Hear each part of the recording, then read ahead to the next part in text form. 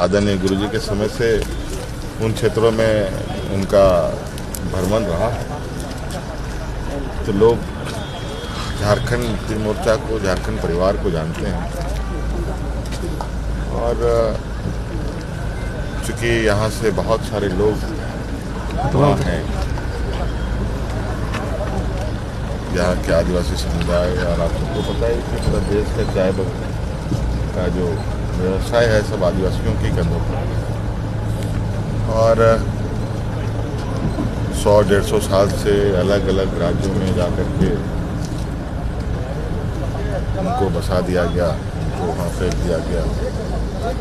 वो भी अपने मान्यता, अपने अधिकार के लिए जद्दोजहद करते हैं। गुरुजी का एक सपना था बृहद झारखंड राज्य का, और झामुमो उस ओर असम इलेक्शन के थ्रू जाना चाह रही है। फिर पश्चिम बंगाल इलेक्शन भी सामने है। अब पश्चिम बंगाल इसमें इलेक्शन क्या क्या चीज़ें आएंगी ये तो कहना बड़ा मुश्किल है, लेकिन जहाँ जहाँ लोग हैं मुझे लगता है कि उन्हें उम्मीद है, उन्हें विश्वास है। और अगर हम लोग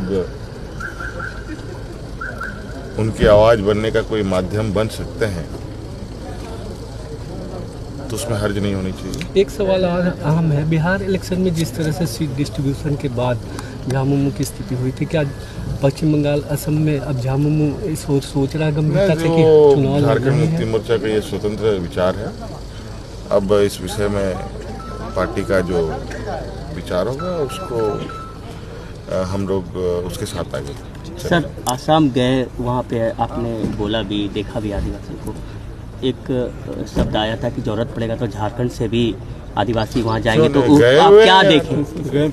गए हुए हैं। आज के दिन में भी कई रिश्ते नाते जो यहाँ के परिवार वहाँ के परिवारों में एक जनरेशन से और उनका एक लंबे काल से एक दूसरे का संबंध बना हुआ है। दावोस पे कुछ बताएं, दावोस में कैसा रहा, वहाँ का क्या संभावना है झारखंड को लेकर के? आप गए, एक देखिए बड़े, खासकर जो आपका मॉडल था वहाँ विकास का, हरित मॉडल, उसको झारखंड देखिए वो तो उस चीज का परिणाम तो आने वाला समय में देखने को मिलेगा। लेकिन ये जरूर है कि एक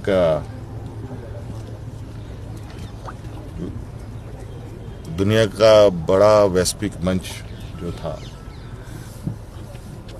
कहीं ना कहीं झारखंड के संदर्भ में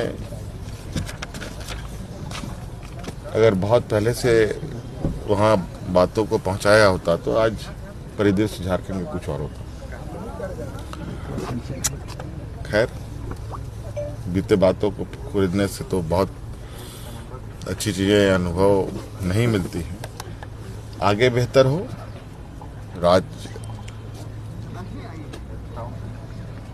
अपने संसाधनों के साथ आगे कैसे बढ़े, अपने पैरों पर कैसे खड़ा हो, ये एक